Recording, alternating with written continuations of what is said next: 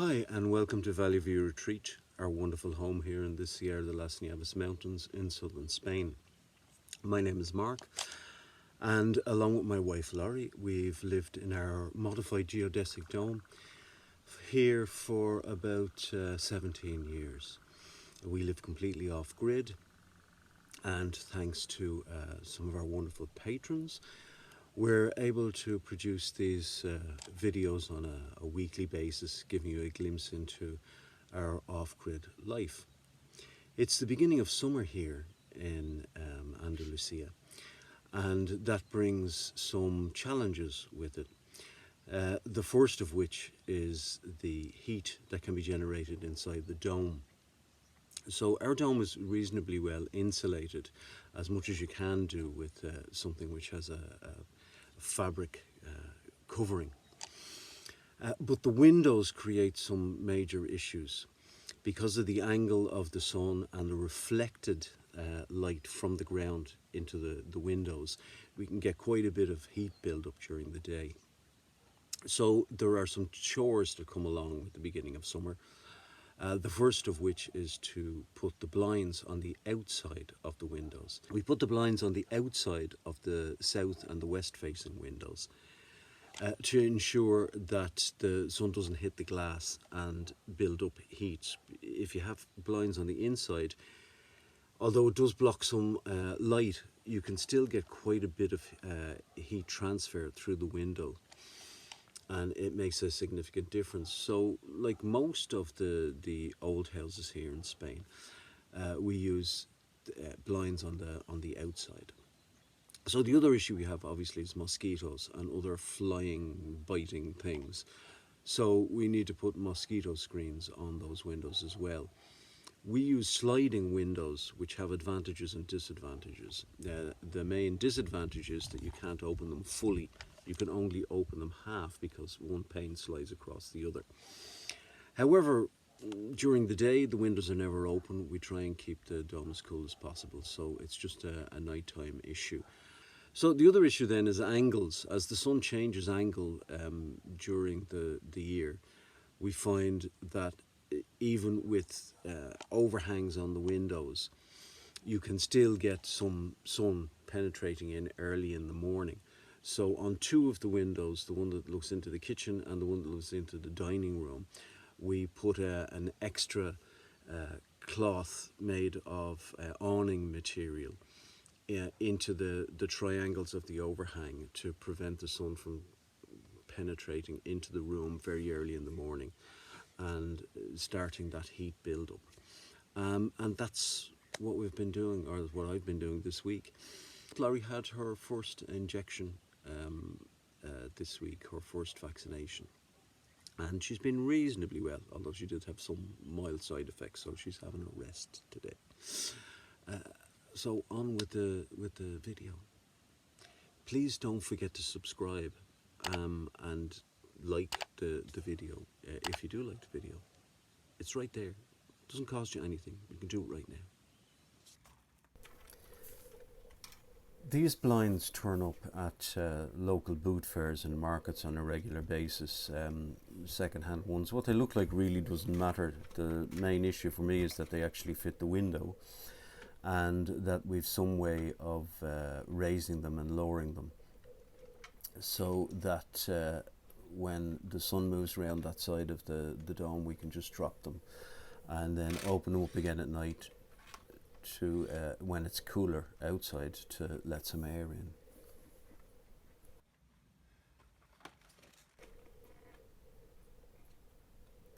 This is the west facing window of the dome, and it catches the sun in the late afternoon when the sun itself is at its hottest.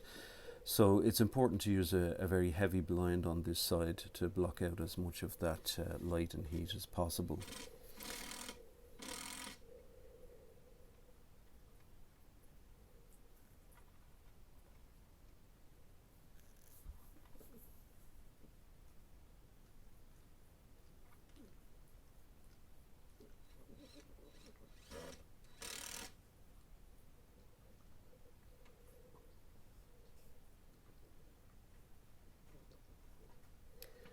We've used this blind for a number of years, and its original pulley system has disintegrated, so I jury-rigged a new one.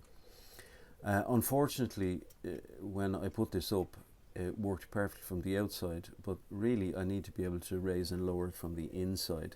So I had to go back later on that day and reverse the pulley system. I was able to leave the blind where it was, but just to reverse the rope system so that it could be opened and closed from inside.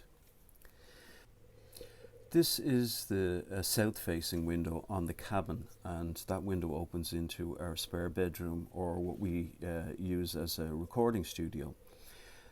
Because it's south-facing, the sun tends to be directly overhead in the middle of the summer. So what we're trying to block here is not the sunlight, but the reflected light and heat from the ground. For that reason, the blind doesn't need to be as heavy as the one on the west side.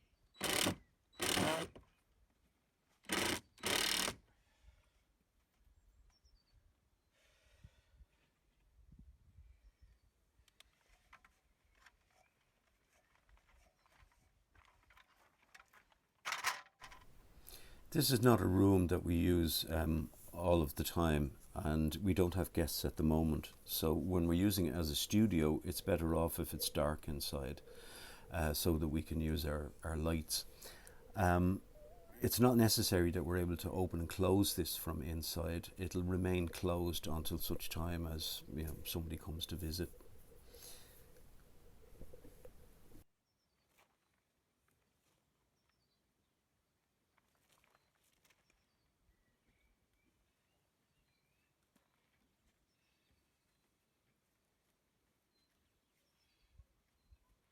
A huge thank you to our patrons, without whom which this would be very, very difficult. And if you get a chance, pop across to our Patreon page and have a look at some of the benefits of helping us out on a monthly basis. The link to that is in the description down below. Moving on to putting in the new mosquito screens. The old ones from last year tend to disintegrate by about December or January, so they were pulled off, and out comes the roll of netting, and we cut some new ones. So we're just measuring them, and you can see Sasha there giving me a help.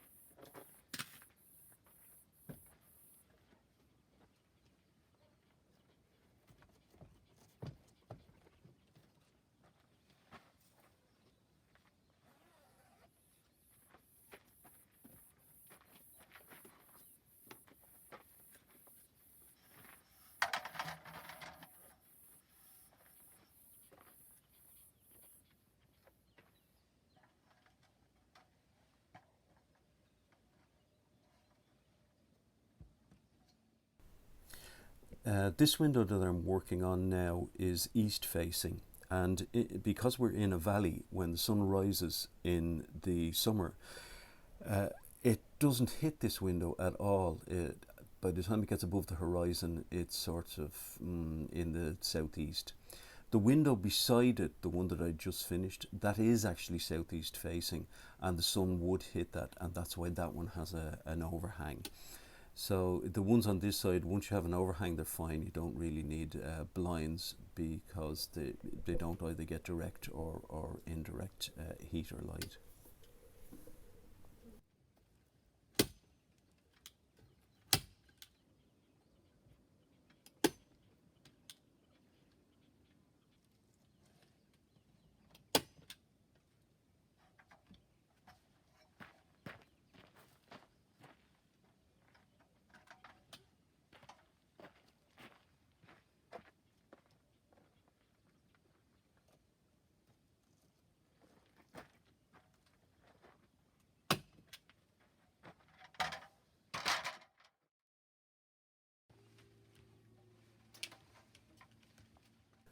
This window catches the sun. You can actually see it now. It's early in the morning, and the sun does actually shine in through that triangle there.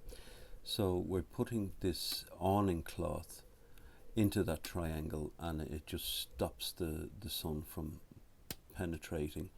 By the time it moves around to the front, it's high enough in the sky for the overhang to do its job. We only need this for like a couple of months in the summer, and at that stage the sun has changed angle and it doesn't shine in. But every little thing that you can do, particularly in midsummer, to reduce the amount of direct sunlight into the dome, makes a very significant difference to the heat build-up.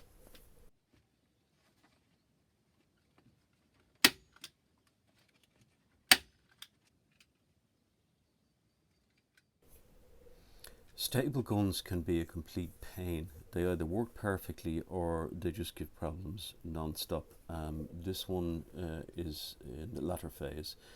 No matter what you do, it seems to either spit out 2 staples at a time or no staples, so you're constantly fiddling with it.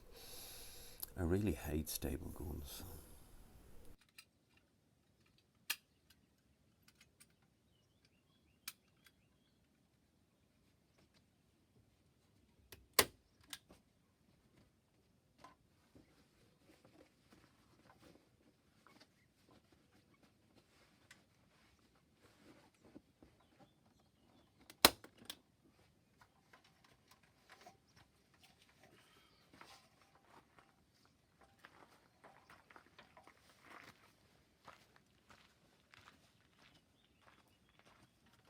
And that's it. That's all the windows done, and we're protected for another summer.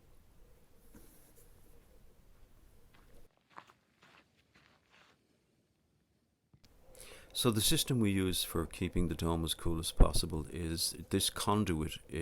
Runs from the highest point of the dome all the way to this inline fan. And at night, when it's cool outside, what we do is open the window and pop this fan out, and then turn this fan on. And what it does is drags the really hot air from high up out, pushes it out through the window, and we have another window open on the coolest side of the dome, so it's pulling the cool air in while this one is blowing the warm air out. We keep that on for as long as possible overnight, and then shut everything down during the day, so it stays as cool as possible inside, and it works reasonably well. We managed to keep it bearable inside until about 3 or 4 o'clock in the afternoon, and then it starts to get close to whatever the outside ambient temperature is. At that stage, it's time to use our wonderful solar system and pop the portable air conditioner on for an hour or so, and that's enough to get us through to the coolest part of the day. And that's how we survive these really grueling summers through July and August. Well, I hope you enjoyed a quick look at how we prepare for the grueling Andalusian summers here. If you did enjoy, please don't forget to like and subscribe. And I'll catch you later on in the week or next week.